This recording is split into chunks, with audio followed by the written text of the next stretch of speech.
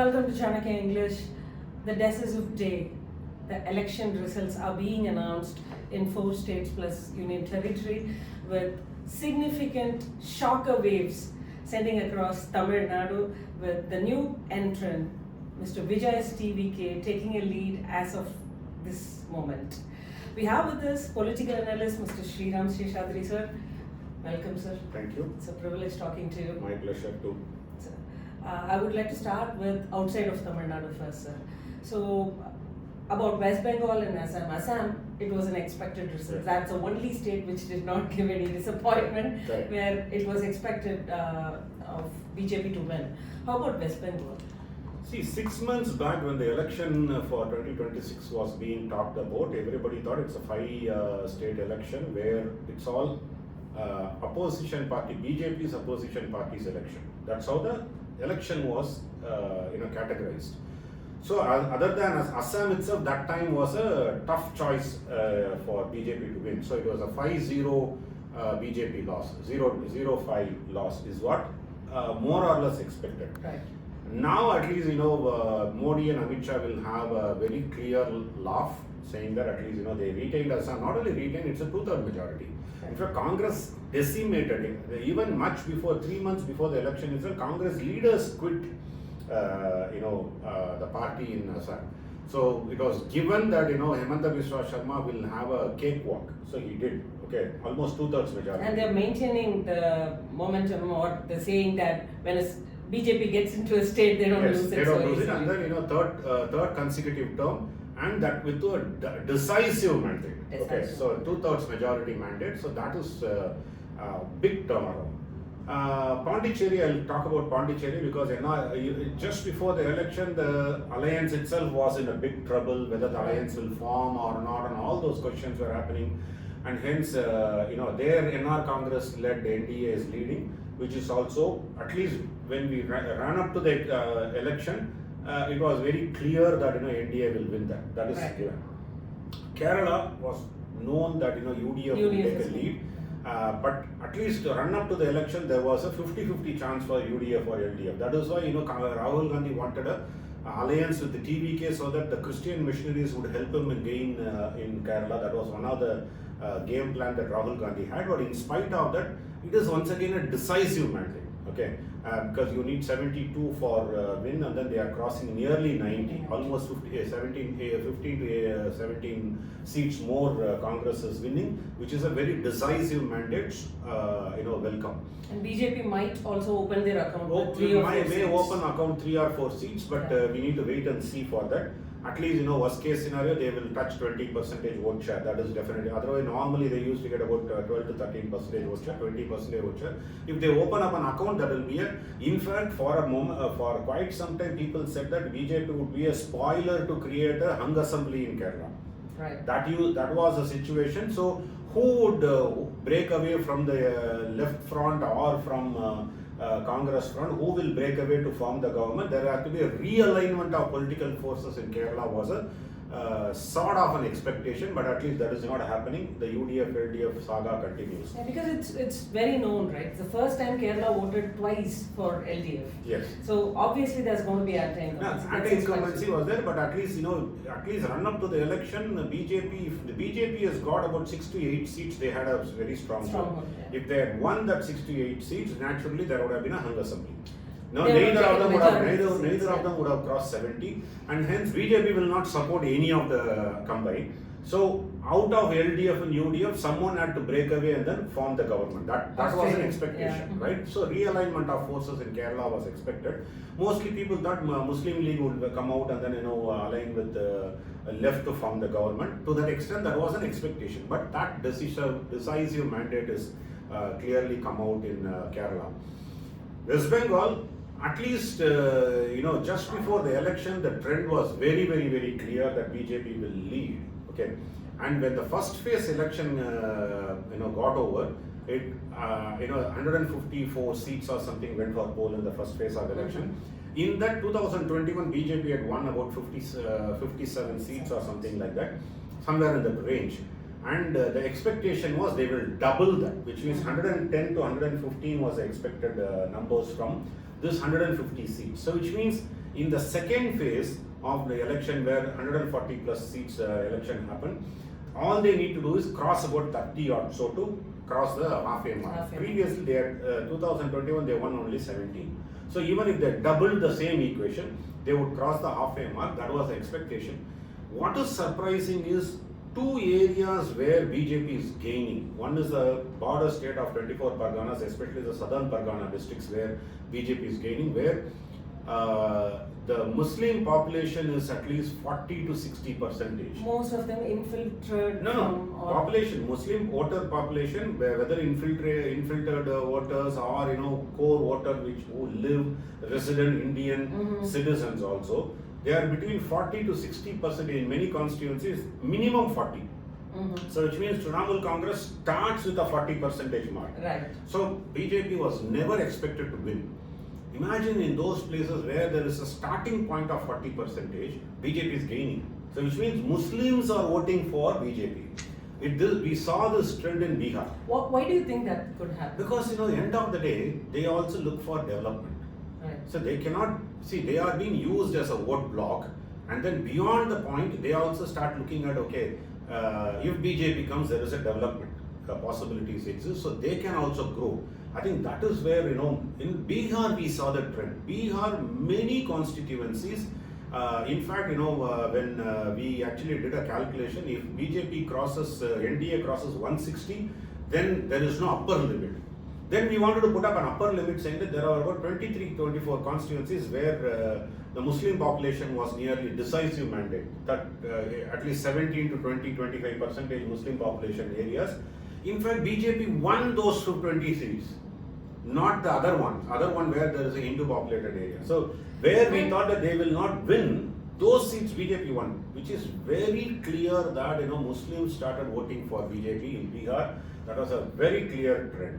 Okay, finally coming to Tamil Nadu, Vijay, it's a dark horse, emerged as a dark horse. Even till the counting started, I felt that Vijay would not get more than 15% vote and less than 10 seats. But it has changed dramatically. One big solace is DMK is not coming back to power. That's a big boon for Tamil Nadu. And India for that matter, because but we need to see how good Vijay in administration. Okay, the rhetorics cannot carry forward, and then rhetorics cannot be the administration. What do you think is the reason behind this kind of a mandate from people? Number one, severe anti-incumbency converted to anger. Okay.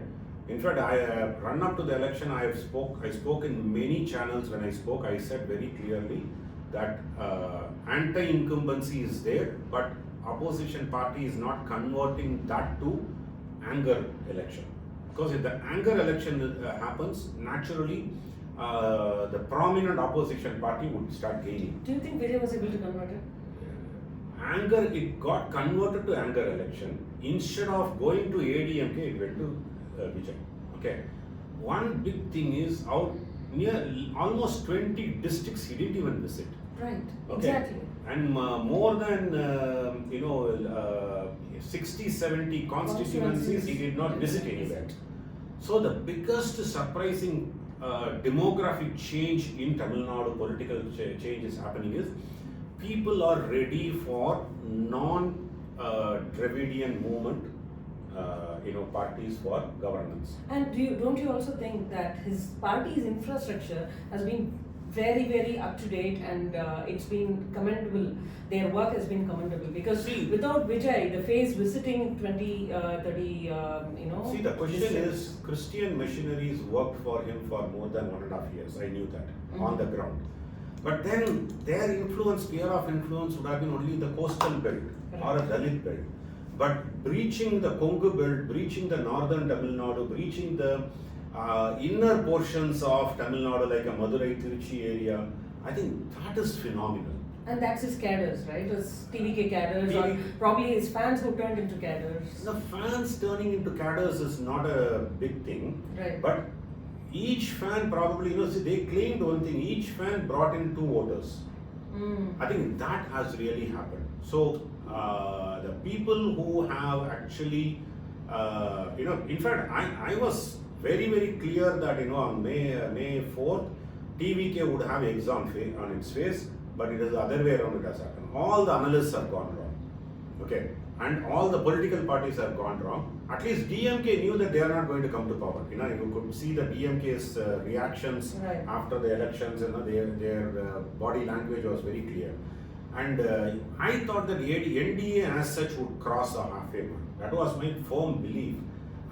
Even though a lot of people said I voted for Whistle, I thought that is restricted only to Chennai area and some portions of Kanyakumari and Vikravandi and Kadalur Vikravandi belt where there is a Dalit community belt.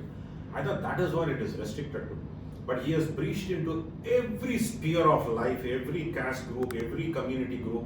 I think that is a big change, which was a silent change that none of the pollsters and analysts was able to gauge it, except I think Access My India, Pradeep Gupta. Nobody else gauged it. Okay, only Pradeep Gupta probably he will once again say that, hey, look, I am the right guy. Okay. Looks like he is right this time. He is right this time with respect to Tamil Nadu. At least definitely he is right. In fact, we all ridiculed him. See, and what he said was, DMK would get about 100 plus seats, and then TVK would get about 120 seats, and then ADMK would get about 20 seats. But at least TVK wise, he got the direction right. Okay, so which means that Vijay has taken votes both from DMK and ADMK significantly, but more from DMK than ADMK. That's okay. ADMK is retaining their core vote block, core numbers of 2021. Again, they are retaining, and ADMK plus is retaining. The biggest losers is going to be BJP, Congress, and Communist, DMDK, MDMK, all those fringe parties only. In fact, I equated TVK to be in the second rung parties only. I thought that TVK would get... Maybe a contest for the second and third place probably in some constituencies. No, right? I thought that their contest is only between Nam Tamilur and TVK. I never thought that it will come to a, You didn't even think they would come to second place or third place? I never thought that they will even come to a... You thought it was always third and fourth place? It's always third and fourth place, and then comfortably in third place, not in the fourth, comfortably in third place. That's what I thought that. But I think now that's a big lesson to learn that, what people say and then what people vote for is going to be different in Tamil Nadu. I think that's a first big lesson that as an analyst and pollsters we all learn. And my last question, sir, we are completing fifth or sixth round now, and the margin of votes in many constituencies is, like around 1,500, 1,800, which is not too big to change in one round of counting. Do you expect to see any more turnouts like Vijay and the NDA crossing just the halfway or just the 100 mark and, getting one into thing is pretty certain. DMK is not going to turn around another 70 plus seats to cross halfway mark. That is certain. No, that is different. Okay. That is fine. Yeah. And between NDA and Vijay. Between NDA and Vijay, probably there is going to be, that's what I anticipate that Vijay probably would cross that 118, 120. If the trend continues, he will cross. Worst case scenario, it is going to be an hung assembly. Okay.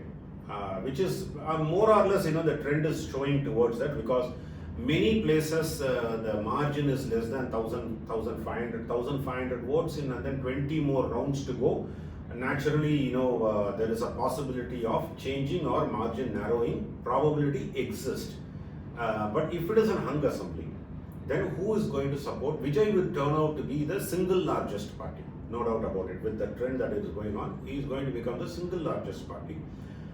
Edapadi cannot go to Vijay and then say, okay, I will support you from outside. Nor DMK would say that I will support you from outside, because both of them have a legacy to maintain. If they support from outside, then they are going to carry the cross for Vijay, misdeeds or, So naturally, the smaller parties are going to support him. Say Congress has about 3-4 seats, and then Communist having about 3-4 seats, and PMK about 6-7 seats.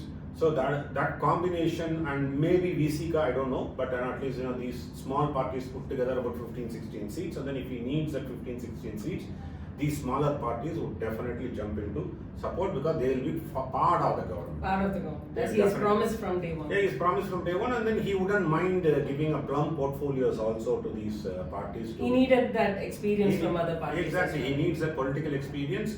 More so, if that happens, all these parties are new to Tamil Nadu to govern. Congress did that in 1967. So the current Congress people were not part of the 1967 government and all, right? So if that happens, naturally the governance, except K.S. Sengotai, nobody else has an experience in governance in this. So it's going to be very, very refreshing and fresh blood in the governance. We don't know whether it is going to be the same way like the election was managed, right? Because there are a lot of tough decisions have to be taken, and then you need to cover every walks of life and everybody. But I'm not going to take a punt at it saying that he's going to be a failure anymore. Okay, because I think lesson learned. I think we all, as a pollsters, analysts, we need to learn the lesson. The silent wave has kicked in very clearly, and especially post-election, the noise was very high for TVK, which happens to be the reality. Right. And my final question before we wrap up: do you think it is the youngsters who've turned the table in Tamil Nadu? No, it is not just the youngsters alone. Youngsters, women voters. See, youngsters. But have they been catalyst in bringing the older Definitely. people's See, the votes? question is, what is the age of youngsters you need to define? Is it 40, up to 40? No. Or is it up to 25? No, we are talking about youngsters between the age of 18 to 30. 18 to 30? Probably yes. And then, people who are, if this numbers come from people with 40, 45, 50 and all voting, okay? And we need to see how much of minority votes have shifted to, because that's a core bastion of DMK, how much of it shifted to Vijay. I think that we need to see. If that shift has happened, then naturally, Vijay has announced to the Dravidian parties that, don't be complacent. I'm there to remain for long. Okay, I think that's the message he's giving, and it's a very strong message. After nearly 60 years, we are going to see a non-Dravidian government in Tamil Nadu, which is a new phenomenon for Tamil Nadu. Perfect. Thank you so much for taking time and talking to us. And for viewers, for the first time, Tamil Nadu people have given chance to a non-Dravidian political party after 50 years, as Sarah was pointing. Hope the trend continues. Please stay tuned to get more such updates. Thank you so much. Thank you. Thank you so much.